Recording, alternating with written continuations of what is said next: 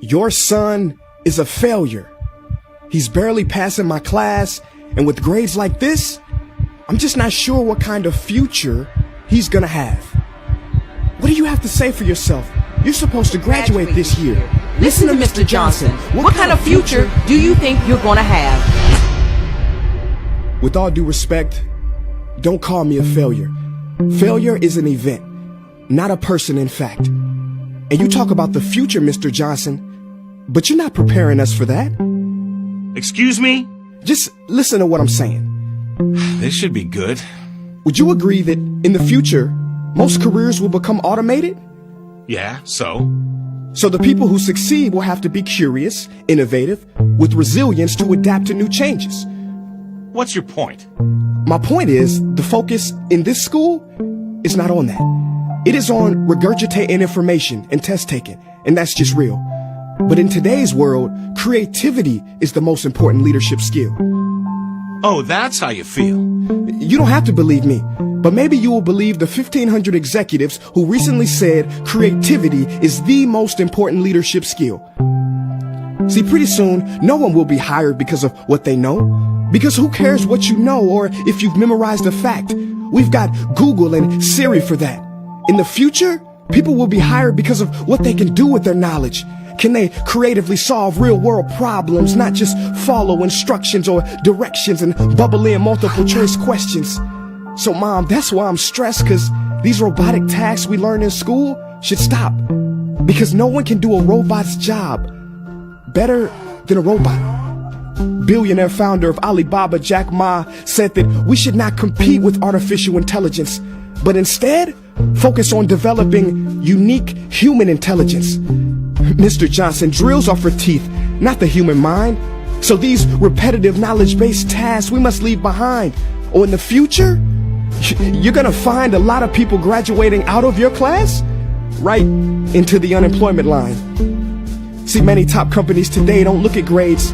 Mom, that old way is expiring. Google has been quoted as saying GPAs are worthless criteria for hiring. Founder of Tesla, Elon Musk, agrees.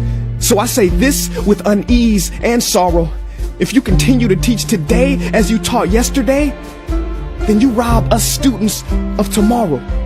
Mr. Johnson, I'm gonna keep it real with you. Sometimes sitting in your class is tough.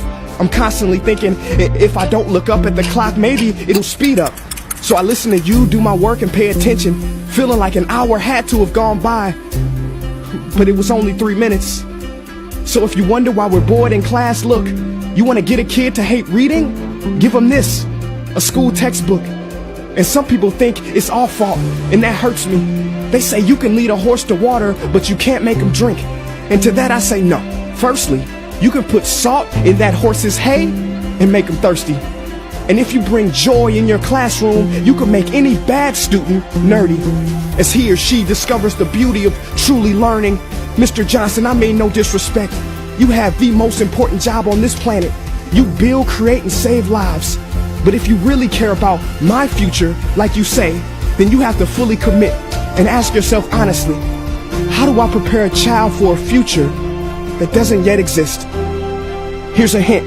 The answer is not found in this. It's using this and this. See, in the future, we will need more passion and compassion. People with inspired hearts and wisdom to uplift this planet. And Mom, I love you, but can I be real? Go ahead. You want to know one of the biggest factors for childhood success? It's not IQ. It's family meals. And we haven't had one of those in a while. See, I know sometimes you don't feel proud, because I may not be a straight A student, but I'm not stupid. These tests may be 70% of my grade, but they're 0% of my future. But don't worry, I'll pass this class and get through this. But I need you to give me the space I need to be me and live true. Because the best feeling in the world is that your own parents get you. There's a passage in a book called The Prophet by Khalil Gibran. And if you don't mind, I'd love to share it with you. Go ahead. See, he says, your children are not your children. They are the sons and daughters of life longing for itself. They come through you, but not from you. And though they are with you, they do not belong to you. You may give them your love, but not your thoughts, for they have their own thoughts. You may house their bodies, but not their souls, for their souls dwell in the house of tomorrow. So, Mom, I'd appreciate it if you give me the love that I need to pursue my dreams. See, if we are to succeed, all three of us need behavior change on all fronts. We talk about the future, but the future is now, and it is created now by all of us. I've never heard you speak like that before. Yeah, I didn't know. But I'm going to reach out to administration and try to change some things. You have my word.